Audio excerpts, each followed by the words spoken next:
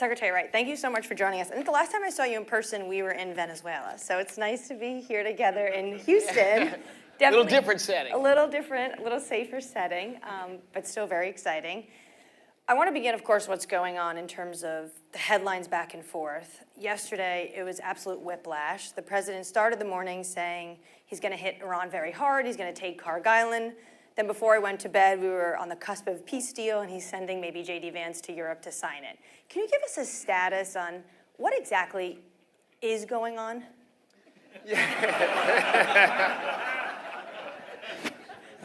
I think the audience response says enough, but please. It's complex. But look, President Trump is a master negotiator, and he set out with a bold goal. We need to prevent Iran from getting access to a nuclear weapon. I mean, this regime has been wildly destructive without nuclear weapons. It's continued to build up its conventional arsenal, and it has 1,000 pounds of 60% enriched uranium. Like, there's no reason, there's no commercial reason you do that, and you certainly don't do that hundreds of feet underground. So he's in a major effort to curtail Iran's ability to make mayhem in that part of the world and to kill Americans and develop a nuclear weapon while balancing what happens in global energy markets. You know, I respect enormously his courage to take on this issue. It's easy to just kick this can down the road to the next president. They weren't blowing off nuclear bombs right now. Let's just forget about it and move on. But he wasn't willing to do that. He said, we have to solve that problem. I'm not going to hand my successor a nuclear-armed Iran. And so there's dialogue back. Of course, you know, they for 47 years, they are wedded to becoming nuclear armed, and for whatever crazy reason, to export their Islamic revolution and change the whole world. Everyone converted or dead. It's an ideology that doesn't work well with other nations, with other people, and of course disastrous for the 90 million Iranians that live under that regime. So that's sort of the broader backdrop. I guess it's just hard to understand is this a real inflection point, only because the president has said about 40 times since this conflict started that we were close to a peace deal, and then a peace deal never happened. Iran says things that they'll agree to things that work for us, and then they don't. You know, and of course, look, the regime is fragmented. There's different power sources there, so it's a complex situation. And he's a negotiator too, right? So you've got to understand the communications share information. They also share messaging. But the one piece of leverage, the only piece of meaningful leverage Iran has been to interrupt the flows of energy flowing out of the Persian Gulf. Right, we had 20 million barrels a day, round numbers, flowing out before the conflict started. Through the East-West pipeline and the UAE pipeline, close to 5 million barrels of that has been diverted. We've got increased production. It was pretty easy to do a few other places. I think in round numbers, you had maybe a 14 million barrel a day flow gap, which is a big flow gap of oil going out of the Gulf at the start of this conflict, or early on in this conflict. We have a military effort that we've not talked a lot about that started more recently to get cargoes out. You know, because President Trump said at the beginning, they're not going to have a nuclear weapon, and we'll restore energy flows in the United States with or without Iran. He always prefers the diplomatic arm, and he works tirelessly on that. But we also have the most powerful military in the world. We've destroyed most, but not all of their military capabilities, and we're just going to restore flows ourselves. And flows today approaching half of the gap, and they're rising. So ultimately, we will restore flows with or without them. So 7 million barrels a day are getting out right now? That's a rough estimate, a rough average of where we are right now, and it's rising. So what kind, is this oil, is it products? Fertilizer? Mix of the two. And it's being done with the U.S. military? Correct. So are ships turning off their transponders, or is the military escorting them? Is it by air? Is it by sea? It's hard to transport crude by air. Well, I mean protective. But yes, what does it look like? the military protection is there. It's actually going remarkably well. And of course, this is just the U.S. innovation, U.S. military power solving a problem. And we'll continue to solve that problem. So think of that impact that has on the dynamics. If I'm in Iran, and of course, what are they? They're not concerned about Iranian people, right? They're concerned about their regime and themselves personally. So they have a little bit of a narrower focus on what they care about. But they've thought they have this great leverage over the United States of America. Of course, it isn't really leverage over us. It's leverage over the world economy. But they're losing that leverage right now. They are rapidly and will continue to lose that leverage. So you would think that their urgency to do a deal is rising, and it is rising. They realize, the jig is going to be up before too long. What can they get? How much Iranian crude is getting out right now? Zero. No Iranian crude is able to escape. No. So if this deal were to happen, would the United States let Iranian crude go through the Strait of Hormuz?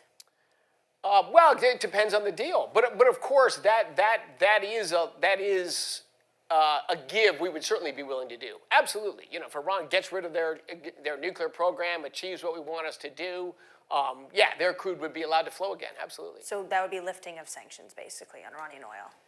Their crude was flowing before, during sanctions. Unfortunately, same thing in Venezuela. The world puts sanctions on, and then the world doesn't enforce the sanctions because it's hard to enforce sanctions. But if you really believe in the sanctions, you need to enforce them. So you could see partial lifting of sanctions on Iran would likely be on the give side for the United States. According to Iranian press, the deal says within 30 days, the strait would open, the blockade would be lifted. Is that your understanding? And if it is true, what does it look like then in 30 days if we're already getting 7 million barrels through? How much higher could you see the flow rate?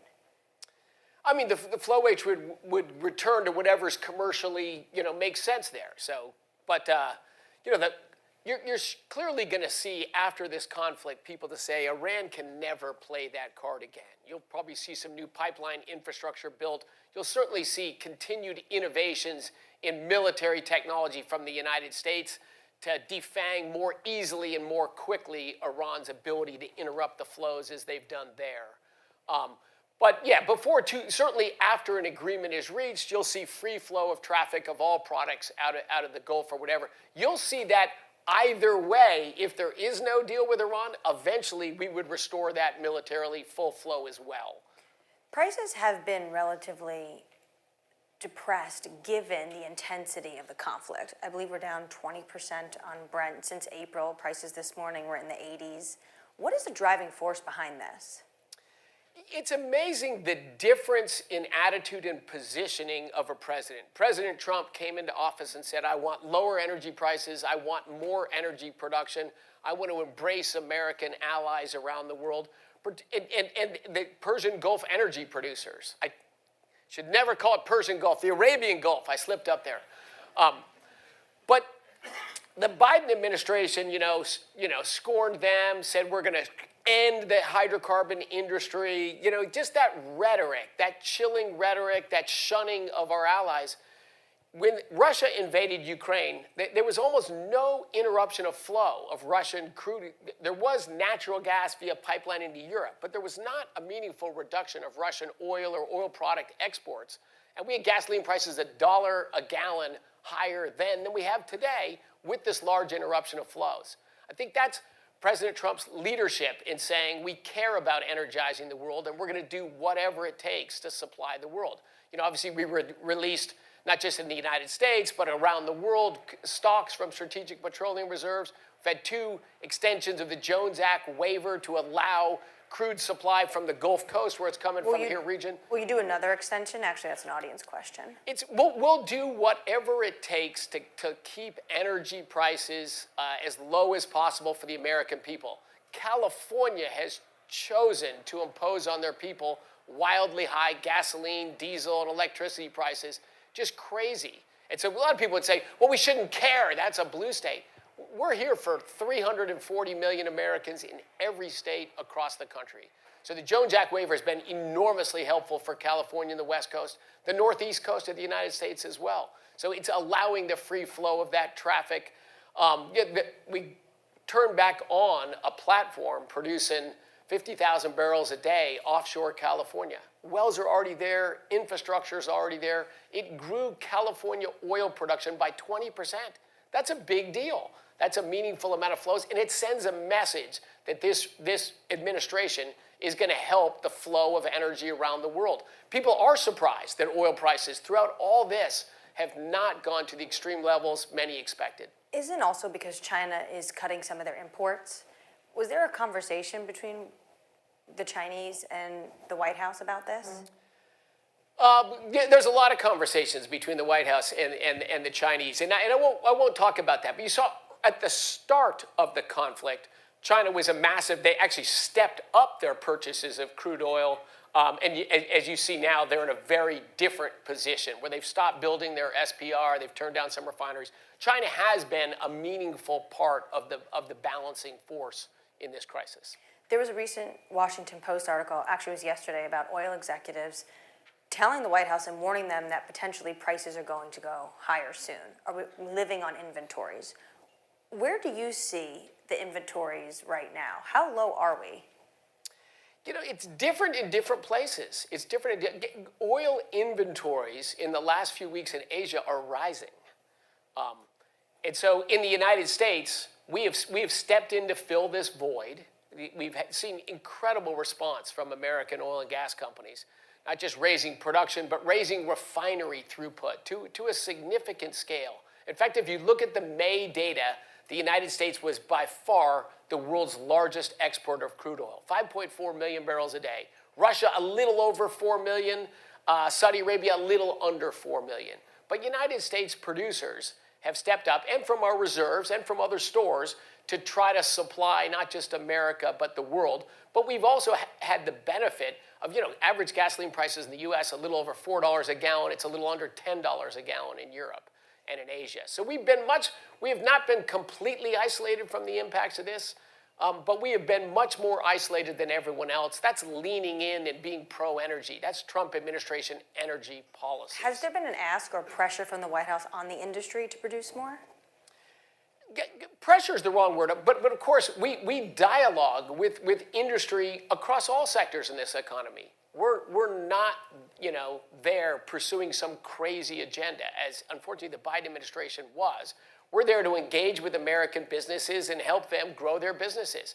Whether they're building artificial intelligence factories or new manufacturing plants or oil and gas or coal or electricity of any kinds.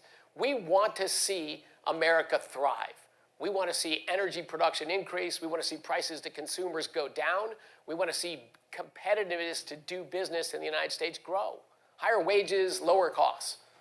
But there is a concern that potentially if we're running low on inventories and say we don't get a peace deal this weekend and we're back to potentially strikes or this lingers, the president in a recent interview said it could be closed until September.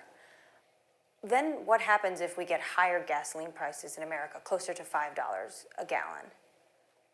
Look, we've done everything we can since the day it started to both fix the existential problem. A nuclear-armed Iran becomes a much larger threat to energy supplies, to peace, to commerce. That people just don't appreciate how critical that issue is. So to solve that fundamental problem, it's coming at disruptions, it's coming at some costs. I think the Trump administration has managed them fabulously well. I think we'll continue to do that. We may use different levers going forward, but we will do everything we can to get through, to achieve the fundamental objective that we will not fail on. So what kind of levers?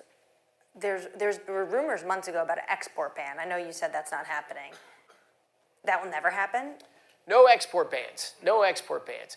A couple of reasons. Number one, we produce more than we consume. So what are we going to do? Shut in our wells and reduce our production down? Number two is a large part of the Trump administration diplomacy is to make America an energy superpower, which means to be a reliable supplier to our friends and allies abroad of oil, of natural gas, of coal, of next-generation nuclear power plants, of fusion energy technology. We want to develop energy resources in this country to benefit Americans and to benefit our trade balance abroad and support our allies so they don't have to depend upon unstable, hostile suppliers. Regimes. There was a recent Reuters poll that showed 80% of Americans say the current gas prices are straining their household budgets. Is the administration still pushing Congress to look at a gas tax holiday, especially over the summer? Trade-offs in all of these issues, but the overriding objective is lower energy costs for Americans across the board. So is that a yes? I mean, is it still one of the tools in the toolbox?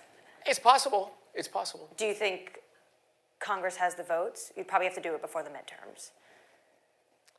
Yeah, look, my bigger effort right now in Congress is permitting reform. You know, we want to leave behind as much permanent change as we can.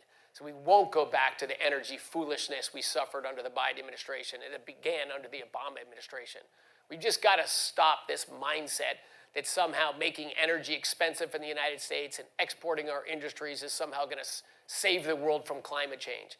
I've been looking at data and studying climate change for 20 years. It's just amazing how that issue, a real issue, but sort of a slow-moving, actually not that big deal of a problem, has just become so politically dominant among the left in the United States and, of course, across the board in Europe. I think we are moving that tide back. We just got to get back to focusing on human beings. It is shifting. You hear a lot of Democrats now, especially ahead of the midterms, especially ahead of 2028, saying we should focus energy more about using an all-of-energy approach because they want to talk about affordability, yes, less so about climate change.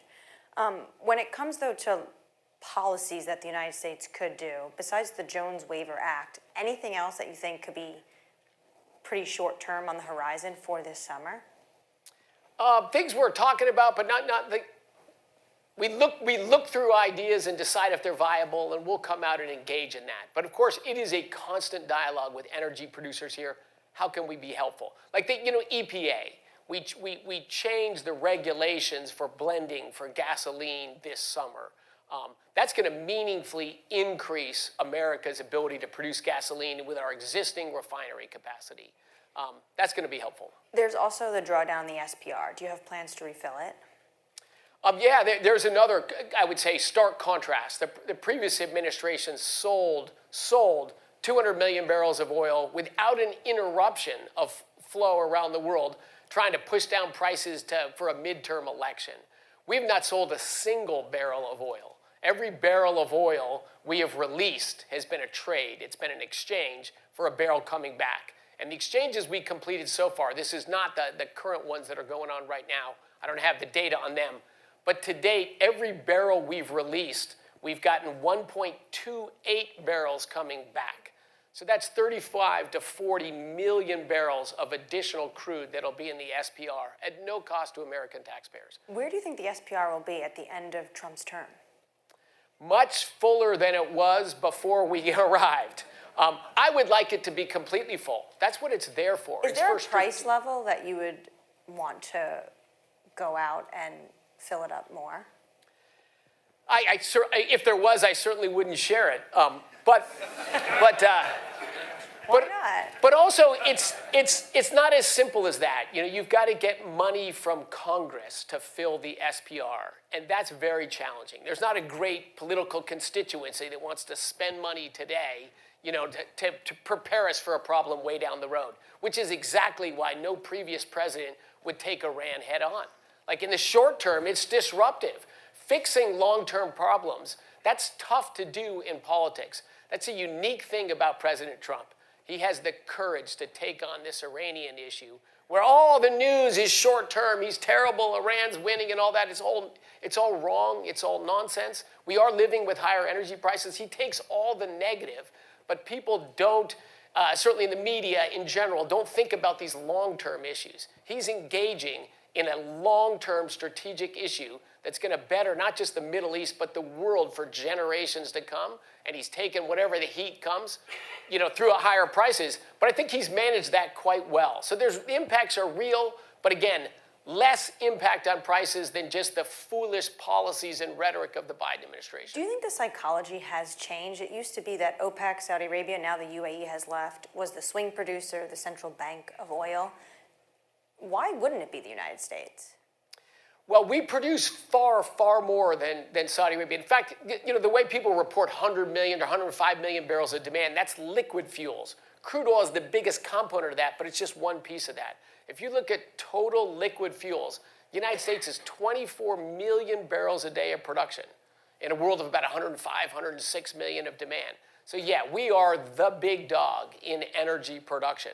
But it's all by businesses here. We don't decide at a government level our production levels, so we never play a role as a short-term swing producer. We do lean in as we are right now, but I think Saudi Arabia's role in the oil markets likely will continue as it has.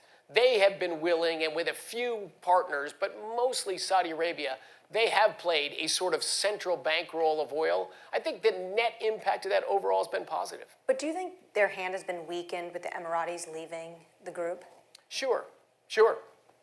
Less oil will be controlled in that OPEC fashion. UAE is a major oil producer, super successful economy in that country, and they're investing and growing their productive capacity. Kuwait is leaning in and growing their productive capacity. People are just getting out of this silly mindset. Like the goal was to hit peak demand for oil, right? And then we're all, that 7 billion people that don't live like us, sorry about them. It's just crazy how far off a human-focused and a math-focused dialogue we're in. I'm thrilled that the world is swinging back to common sense. It's thinking long-term. We need massively more oil in the world, massively more natural gas, massively more energy to continue to grow our economy, to reindustrialize our industry, and to lift everyone's standard of living up around the world. An audience question, also something I'm curious to get your take on, is American investment regarding Venezuela. I was there in Caracas with you. You were the first secretary to go to Venezuela since the capturing of Nicolas Maduro. What is the status now? When was the last time you spoke to Delcy Rodriguez? Do you expect more American companies to go produce there? Lots of American companies going down there, a lot of business. We are working, my team, and including myself, is in regular communication with Delcy. 25 years going the wrong direction. Venezuela is another case. Amazing how low it's sunk. 8 million people leaving, millions leaving Venezuela to go to poorer countries. So, is it Norway today? It's not Norway yet. But the pivot, the change in the improvement in the conditions in Venezuela is going quite well right now. A lot of work to be done there, but oil exports out of Venezuela have more than doubled since January 2nd of this year.